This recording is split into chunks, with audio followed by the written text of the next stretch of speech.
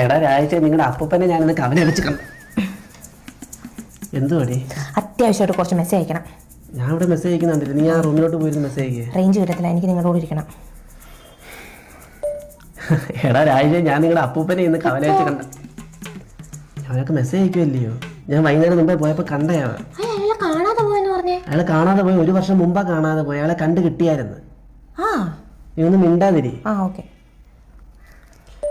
എടാ രാഴ്ച നിങ്ങളുടെ അപ്പൂപ്പനെ ഞാൻ കവല വെച്ച് കണ്ട. കൊച്ചിന്റെ പരിപാടിക്ക് ഞാനിവിടെ ഡാൻസ് കളിക്കണം, നടത്തിട്ടേ ഉള്ളൂ. ഞാൻ ഒരാൾക്ക് മെസ്സേജ് അയക്കുന്നത് നീ കണ്ടില്ലോടി?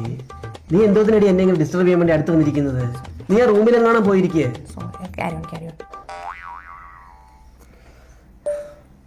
എടാ ശായിഷ, ഞാൻ നിങ്ങളുടെ അപ്പൂപ്പനെ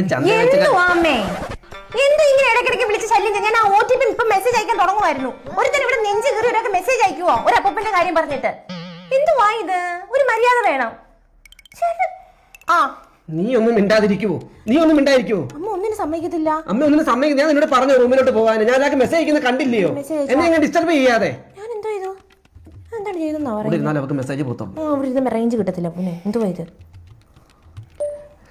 രാഴ്ച ഞാൻ നിങ്ങളുടെ അപ്പൂപ്പനെ ചന്തയിലോട്ട് പോയപ്പോ കണ്ടായിരുന്നടാ. നിങ്ങളുടെ അപ്പൂപ്പന് ജോലി കിട്ടിയായിരുന്നു. എന്റെ പൊന്നു മോളെ, രാജേഷിന് ജോലി കിട്ടിയിട്ട് 5-6 മാസമായി. നിനക്ക് അതാണ് ഇപ്പൊ അറിയേണ്ടത്. ഒന്നും മിണ്ടാതിരിക്കുക. നീ ഒന്നും മിണ്ടാതിരിക്കുക.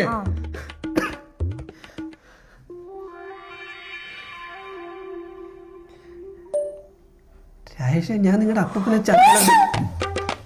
എടീ, നിനക്ക് എന്തുവാടി? നിനക്ക് എന്തുവാ? എന്നെ എന്തിനാ ഡിസ്റ്റർബ് ചെയ്യുന്നേ? പോ.